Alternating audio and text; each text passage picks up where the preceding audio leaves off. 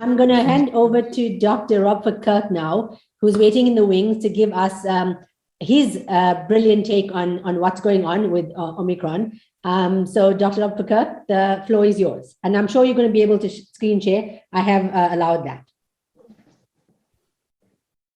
Thank you so much indeed, Nasiba. Dr. Tariq, that was an amazing presentation. Your slides are still up there; they're that good. The bottom line is, what was so fascinating is in a world in which there seems to be a separation between what is viewed as modern science and complementary and alternative therapies, of which homeopathy is thrown within that bag. It's very rare to see someone who is so au fait with the leading edge of science and then is also using homeopathic remedies together. And I think it is people like you that will wake others up. And of course, when everyone's back is to the wall, this is when we just really have to be looking at outcomes. As you can see, I'm a PhD scientist, not a clinician. My background for the last 40 years has been in sustainability. And like all of us, I have spent the last 2 years fully immersed in the area of COVID. And that is really from looking at the detail of what is happening, if you like, under the covers, but also what is happening socially, politically, economically, and really now moving towards what kind of future we should be looking towards. And of course, one of the big aspects we have to deal with is how we communicate what is going on. And Omicron, you'll see I've been listening to Mark Trotzi, and I don't use the term vaccine. So from the original title that Nasiba had given me, we've lost the term vaccine because we are, of course, looking at gene therapy products. It was only the 1st of September this year that CDC changed the definition. So even if the body produces the antigen, it is now considered a vaccine. But you'll look, there's a real inconsistency in other parts of CDC and even FDA websites. They haven't changed the definition. I want to just kick off by having a brief look of what's happened in certain areas. One of the things that we all need to be aware of is any COVID-related deaths that we look at, particularly when we compare national statistics, are pretty much meaningless because of the fact that we use different metrics, such as COVID deaths within 28 days of a positive test or 60 days. There are so many variations in this. So as we've learned from Norman Fenton and others, we have to really be looking at all-cause mortality or indeed excess mortality, which is looking at the pattern of mortality usually above a baseline average over the previous 5 years. So when you look at the Euromomo data, and bear in mind, Euromomo was set up by the European Commission to look at influenza originally, it now has broadened to cover 29 countries, including Israel and the Ukraine, but largely the European countries. You'll see to suggest that the pandemic struck in a meaningful way, causing all-cause death over and above the average levels is not true. You can see here, it is what we're using as a Euromomo statistic of Z scores. And you'll see that only 24% of all the Euromomo countries had a significant problem. And when you look at the individual peaks, what you'll notice is for countries that had a big first wave, and Spain, I'm struggling a little bit because my, yes, let me move all of you away from. So we look at Spain on the third column, you'll see this large first wave, but what you notice is the second and even the third wave is much diminished. What that means really is that a huge amount of naturally acquired immunity was gained. You'll see in England, everyone is suggesting the current low levels of deaths associated with COVID is related to a fantastically effective jab program. But of course, it may also be associated with successive, in the first wave, then the second wave, improved naturally acquired immunity. But there are also a majority of there was a larger than any other group. And sorry to use smiling faces. One of the things we're all learning is we have to find simpler ways of communicating to people. But you'll see 34% of the countries have smiley faces, meaning that their Z-score was less than 10 above the average 5-year average, and that happens many times. So the idea that it's a generalized problem, Europe is seen as one of the areas that suffered the worst, is not the case. So another way of looking at this is looking at a heat map. Here we see data from England and Wales. The UK is widely seen as having the most detailed and most transparent data. Of course, increasingly that is being manipulated, again, as Professor Norman Fenton has shown us. And what you'll see is data from 1983 to the current. And you'll see, when you look at what's happening right now, there's very little in the way. You'll see that there's no red in 2021. You'll see the first wave and a little bit of the second wave. That second wave was also associated with the launch of the jab program. So again, not possibly the disaster that we should be generally thinking it is. So just different ways of looking at the data. When we first heard of Omicron hitting the airwaves, and obviously Botswana and South Africa were first noted, the very first thing I did was go onto the GIS Aid website. And it was interesting to note, even then, on that day, there were 4 accessions noted for Omicron that predated any in Botswana and South Africa. And one was in Scotland, another one was in Reunion, the other 2, Netherlands and Sweden.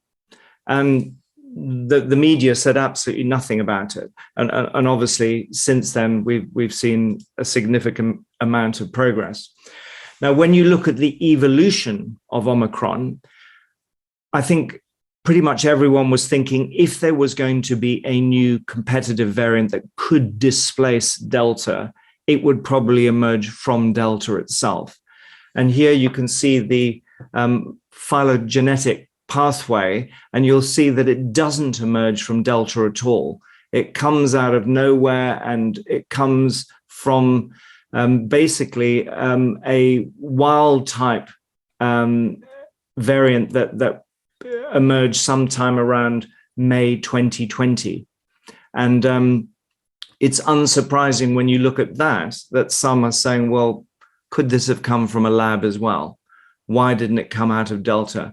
Why did it have 32 mutations in the RBD domain of the spike protein? How did that happen? Was it in a single patient where that had partial neutralization? It was circling around. Was it in a lab? I think we may never know, but we do, I think, need to keep our eyes wide open. And you'll see it a little bit more closely here, exactly how it emerged, and quite distinct from Delta. And you see this rash of mutations that really mean it is, without question, as soon as you look at the mutation pattern here, you know it's going to be immune escape. You know that neutralizing antibodies that have been built on Delta or Alpha are not going to work well. And obviously we've seen that happening. So we're now in a rather peculiar environment with precious few data to support it, where governments are saying boost, boost, boost. And of course, we'll look in a minute at the potential implications of that. We can also see for those countries that have had obviously very detailed sequencing going on, South Africa, where it was first of all seen, we can see this pattern where Delta came into being, in sort of early mid 2021, very quickly displaced everything else, and now in South Africa, nearly all of it is Omicron. You can see Botswana is following a similar pattern. UK, US, and Canada. I've just chosen these to give you an example that really relate to the timeline at which Omicron arrived. So it does appear from what we're seeing in relation to Delta that it's doing a pretty good job displacing it. So competition is effective, and that's somewhat surprising given its phylogenetic origins. So the big question remains, will we get full displacement or will we get co-circulation? In order to look at the future, obviously we have no option but to look at the work of modelers. And Trevor Bedford is someone that I've been keeping an eye on for some time, from Fred Hutch in Seattle, obviously very closely involved with the vax programs. Pretty much anyone who works in that field in Seattle is. And what you'll see is various patterns that could occur, moving forward. We could see Omicron just having a flight of fancy and just disappearing altogether, or we could see it completely displacing Delta, or we could have a situation where both variants co-circulated. And frankly, when you look at all of the available data at the moment, it is too early to make a call on each of them. So here is, again, from Trevor Bedford, a scenario where if you imagine there was, say, 66 top left corner, 66% immune escape, you'll see that we could have a situation there where Omicron would peak and then disappear, and Delta would remain the dominant variant. You could see a real coexistence strategy with immune escape of about 50%, and at 33%, Omicron would take over. So again, difficult to know exactly where that's all going to end up. The UK, what used to be Public Health England, that we used to think of as the most transparent data, now we know it is being twisted and manipulated. This is the latest overview from the UK Health Security Agency, previously PHE, Public Health England. And you'll see at the moment there's 56,000 cases, only 129 hospitalizations and 14 deaths. Technically, in order to do an accurate case fatality rate, you would need to adjust for the lag, which is usually a 2-week lag. Without that, the case fatality rate is looking at about 0.25%. If you compare that to the CFR, that's really quite a robust measure, published in Preventative Medicine, actually just pre-published in Preventative Medicine, coming out next month. Saban et al. have shown that it varied between 0.61 at the earlier part of the pandemic, and it's now about 0.052%. So only a little bit higher than the current CFR, but that might downgrade a little bit with once lag is built into it. So from a severity point of view, the data is certainly looking as if the virulence is lower. Transmissibility is definitely looking higher. And obviously a third parameter that affects the epidemiology is the incubation period. And the incubation period does tend to be less. An important epidemiological principle to recognize is that even if virulence is less, if transmission is higher and incubation is lower, it could pose theoretically a bigger pressure on healthcare systems and a bigger pressure on clinicians. So again, my view is that the jury is still slightly out. Just to put those CFRs, those case fatality rates, into some kind of context, it's worth looking at the Bible, the scientific Bible, otherwise known as Wikipedia. And sorry, that was a little tongue-in-cheek. But you will see that coronavirus disease, COVID-19, is currently pretty low down on the list of CFRs. So, it's one of the reasons that when we start to think about the risks that, say, Marburg may create, and bear in mind, pharma companies are currently working on Marburg vaccines, so-called vaccines, we should be much, much more worried than we are with SARS-CoV-2. So it's sitting at position number 54. Going back to the viruses themselves, obviously, the issues with the adenoviral vector vaccines is that particular modified genome that is coded for the spike protein does enter the nucleus. And of course, the fact checkers have had a good go at this, saying that, obviously there's no chance at all that any of the new information for coding for spike protein could enter the DNA of a human being. I think many of us have understood that actually all you need is the action of integrase. One of the reasons that so much of the human DNA is already a virome, probably as much as 20% of it, is because there have been historical so-called accidents through human evolution. But when you apply this jab to such a large number of people, the chances of it happening, even in a few individuals, could be quite catastrophic if those few individuals continue to reproduce. It's exactly the same situation that we see when we see the arrival of a new strain that is able to outcompete another. So any ability to get the information that codes for spike protein into the genome could be a very great risk. And again, the jury is out on that. It's certainly not impossible. If it does occur, it would be rare, but even a rare event could be a very serious event.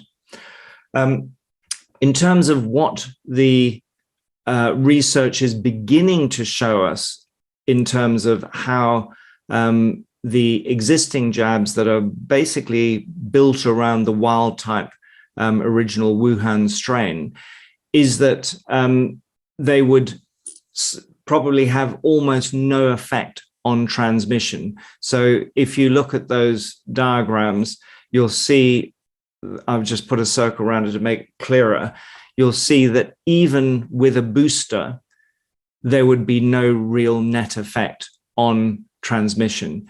Here we're looking at the relative risk, which is 1 minus the VE, the vaccine effectiveness. So if you're seeing a number near the top of the y-axis, that means it's a very high risk. It's almost as if the vaccine, if it was sitting at 1, it would mean it had no effect whatsoever. But you'll see there is a tendency to focus on the effect on symptomatic disease. You'll see on the graph to the left, you'll see the booster does seem to provide some benefit. So this is more of an independent study from the University of California. When you look at, if you like, a study that's more from the agencies that are involved in the program, and you'll see the first author here is from the UKHSA.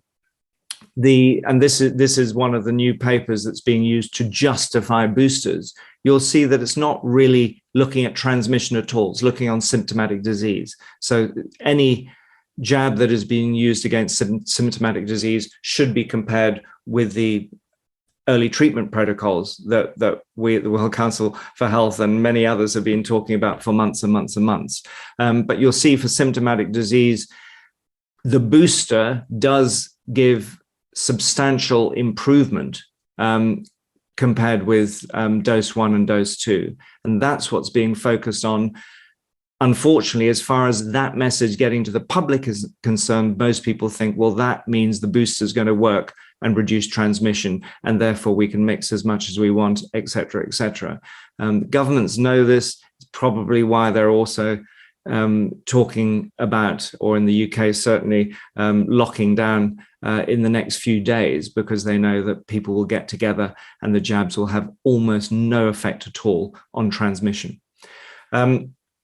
So one of the things that we've been looking at is to help the public to better understand, and this is really important for patients to better understand, what is in the jabs. It's difficult to know exactly what they do. To some extent, Omicron is like a new pandemic. We have to deal with altogether new data. We don't know how much cross immunity is going to apply.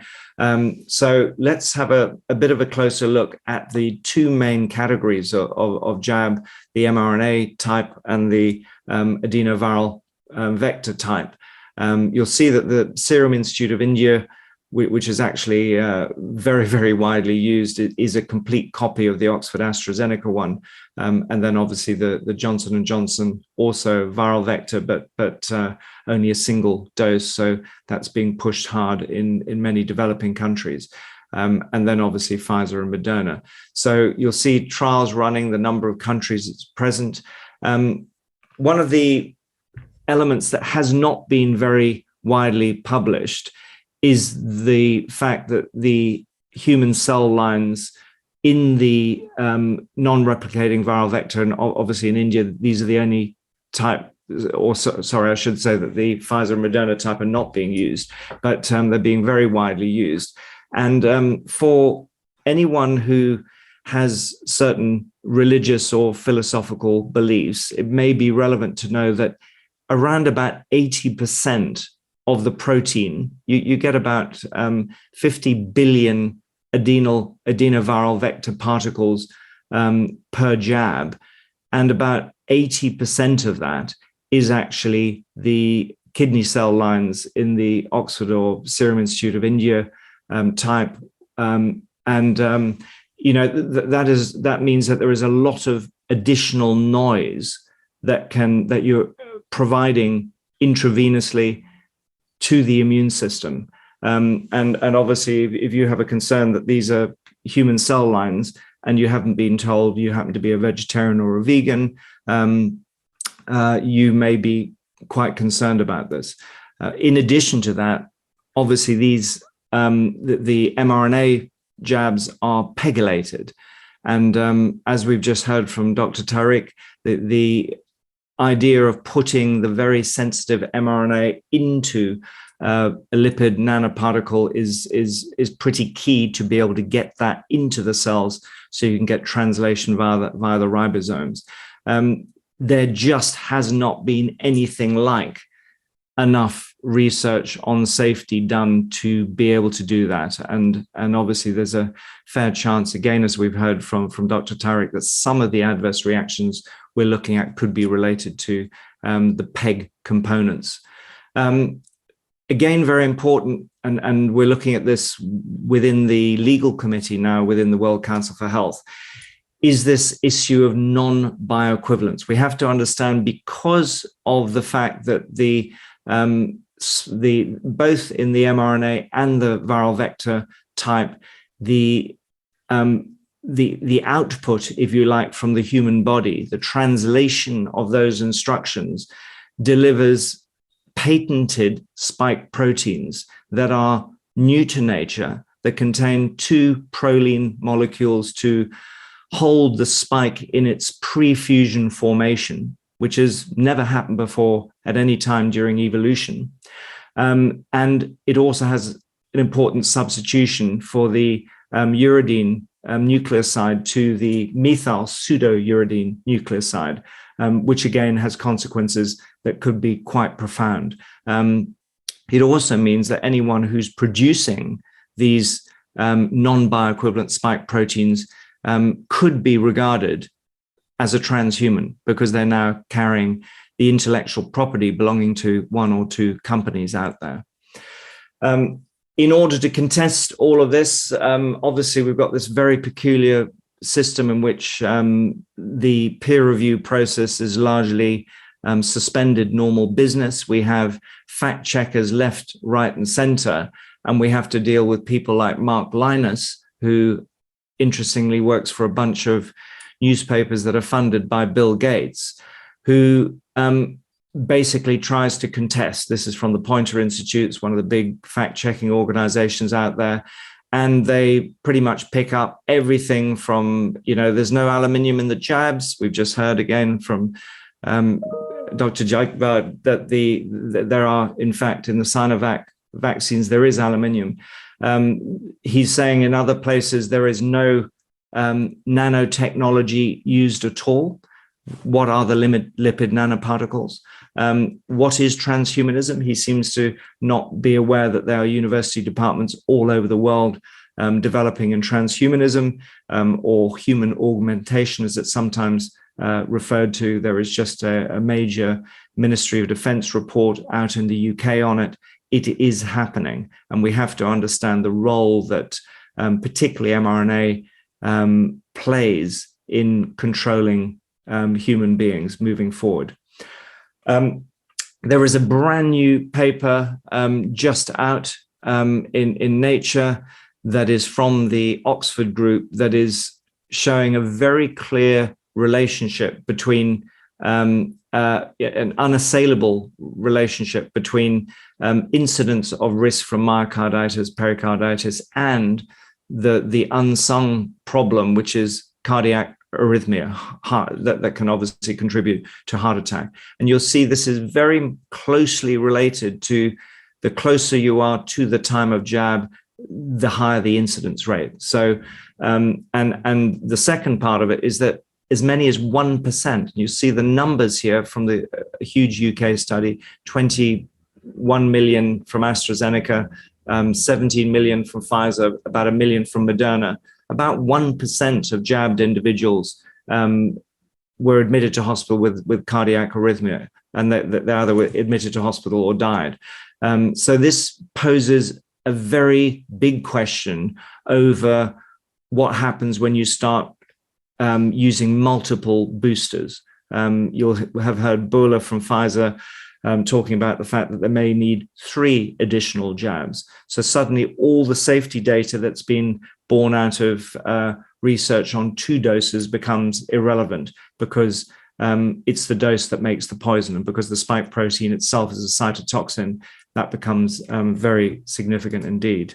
In terms of naturally acquired immunity, again, you'll see that the mainstream narrative has really kept everyone's attention on just one part, the humoral part of the immune system, the adaptive immune system, and is not being really telling us much about what's going on with innate immunity, and not very much about what's going on in terms of long-term cell mediated immunity, when all parts of the system, innate, humoral, and cell-mediated, are critical in terms of developing robust immune responses.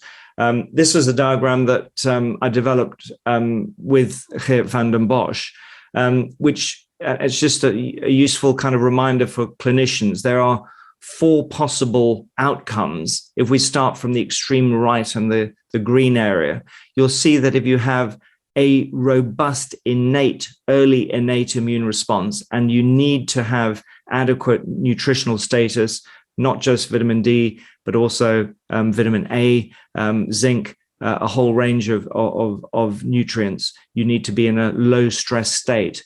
And obviously kids come into this world generally with a very well primed innate immune system. You can be completely asymptomatic, and there'd be no real risk of viral shedding. And the next level down is where you have a successful innate immune response, but it's slightly delayed. So, and in that case, you'd have self-limiting disease that's restricted to the upper airways, and you'd have a short period of viral shedding. The next level down, you'd have mild to moderate symptomatic disease. And this is, again, still self-limiting, but it is acute. And you would have significant shedding and transmission until recovery. And and the final scenario is where you have a completely dysregulated innate and adaptive immune system, and you get full-blown moderate to severe COVID-19 disease. So we have to recognize that these are modifiable risks. And this is the peculiarity of what's happening in medicine at the moment, to completely ignore the terrain and focus only on a particular very highly specific antigen that may or may not work, that mediates an immune response that is itself dependent on the health of the terrain. So, from everyone's perspective, whether you're using jabs or you're using natural immunity, you have to look at building that terrain. And that means ensuring that there are adequate resources on board. We've got to understand that herd immunity is absolutely out of the question. Here's Professor Andrew Pollard from the Oxford Group back in October saying, guys, it is no longer a possibility. So again, it throws a huge question mark up at the notion of jabbing people with a view that the public still has that herd immunity can be achieved. It just can't. Very briefly, the 5 different mechanisms that are currently driving this sort of process in which we see different ages and populations vaccinated to different extents, while we see also on the other side different levels of herd immunity and innate immune training developing in different populations. And we see large parts of sub-Saharan Africa, for example, that are completely unjabbed and not having much of a problem. There's a very clear positive correlation between countries that have got high jab coverage and ones that have also high incidence of COVID-19. And now it has been recently been made clear by health authorities that it's no longer possible to differentiate between COVID-19 disease and jab side effects. The effects are so similar because they're mediated by the spike protein. So these are all, we've got a detailed articles you can see in the bottom that takes you,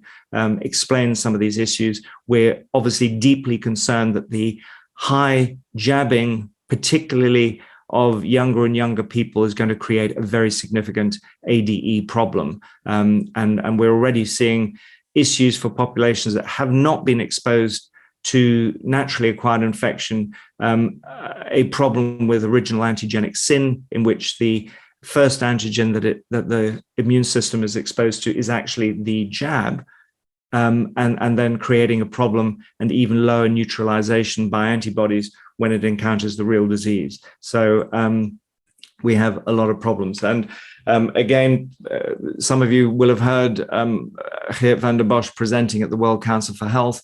We have a really big problem if we start damaging the one weapon that we really have against SARS-CoV-2, and that's healthy innate immune systems that are particularly found amongst the youngest in the population. And what we are learning more and more about, and we're seeing it very clearly in terms of cancer patients who are in remission, who are now developing tumors again, we're seeing suppression of CD4 plus CD8 plus T cells. We're also seeing suppression of innate antibodies, which is a real issue given how important it is to maintain that. So I just want to finish by just summarizing what I would see as the 6 key ways out of the madness that we're currently in. We should, on the basis of the fact that transmission isn't stopped, it's going to be even less likely with Omicron. We have to cease mass injection, especially indiscriminate use against anyone, and especially the under 40s, and especially children, and especially multiple boosters. There are no adequate scientific data to support that approach. We've got to increase the number of countries that have got very low jab coverage, which is exactly the opposite of what the WHO is saying. We should stop mass antigen testing because it is A, inaccurate, B, because of Bayes' theorem, we will never emerge from pandemic status, because as the prevalence goes down, the false positive rate goes up. We need to do everything we can to facilitate early treatment, particularly at home, outside a hospital environment. We need to build immune resilience and increase naturally acquired immunity. And that really means placing children in the way. And you'll see the dialogue is being manipulated all the time. The public is being told the best way to protect your children is to jab them. And the science would suggest the best way of protecting not only your children, but the whole of the rest of the population is to put your children's healthy innate immune system in the way of the virus. And finally, really critically, we have to find ways of restoring the scientific method and bioethics, medical ethics. They have gone so far off the rails. And I believe the only way that's going to be happen is we have a kind of Nuremberg 2. I think there are a large number of us who feel that way. So Nasiba, thank you very much. Sorry, it was a little rushed. Thank you so much, Rob. Amazing as usual. And I just have to say that I'm one of the privileged people that get to speak to you more than once a week sometimes and get inside that brain of yours. It's phenomenal. You know, one of my favorite people, and also co-chair with me on the Science and Med and Science Committee of the World Council for Health.